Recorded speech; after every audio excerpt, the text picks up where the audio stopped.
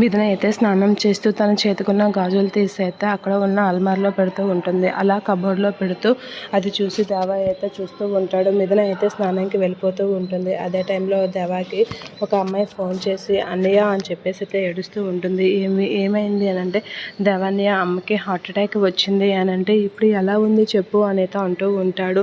అలా అనేసరికి 10 లక్షల వరకు డబ్బు ఖర్చు అవుతుందని అంటున్నారు, నాకు చాలా టెన్షన్గా ఉంది అని అనేసరికి ఒకసారిగా దేవా అయితే మిథున పెట్టిన గాజుల్ని అక్కడి నుంచి తీసుకొని వెళ్ళి ఎవరూ లేని టైం అప్పుడు బయటికి వెళ్ళిపోతూ ఉంటాడు. అలా గాజులు చూస్తూ బయటికి వెళ్ళిపోతూ ఉంటాడు దేవా. ఇక మిథున అయితే అటు నుంచి వచ్చి వెతుకుతూ ఉంటుంది. ఏమైందమ్మా అని చెప్పి సత్యమూర్తి అయితే మిథునాన్ని అడిగేసరికి, స్నానం చేసుకుంటూ వెళ్ళినప్పుడు గాజులు పెట్టాను మామయ్య, కనిపించడం లేదు అని చెప్పేసి అయితే మిథున అంటూ ఉంటుంది.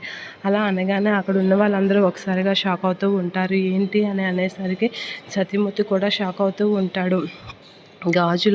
గాజులైతే చూడమ్మా ఇక్కడ ఎవరు తీశారు అని అయితే, మేమెవరిమీ తీయలేదు అని చెప్పేసి అయితే శ్రీరంగను సూర్యకాంతం అంటూ ఉంటారు. ఇక్కడ ఎవరూ తీయలేదని నిర్ధారణ అయ్యింది కాబట్టి ఇక్కడ లేని ఆ దేవయ్య తీసుంటాడు, ఇంకా ఖచ్చితంగా దేవయ్య తీసుంటాడు అని చెప్పేసి అయితే సూర్యకాంతం వీళ్ళు అనేసరికి ఒకసారిగా మిథున అయితే షాక్ అవుతూ ఉంటుంది. ఏంటి గాజులు దేవా తీసుకొని వెళ్ళాడా అని అయితే చూసి షాక్ అవుతూ ఉంటుంది. ఇక షాక్ అయ్యి అలా శ్రీరంగం వాళ్ళకైతే చూస్తూ ఉండిపోతూ ఉంటుంది మిథున.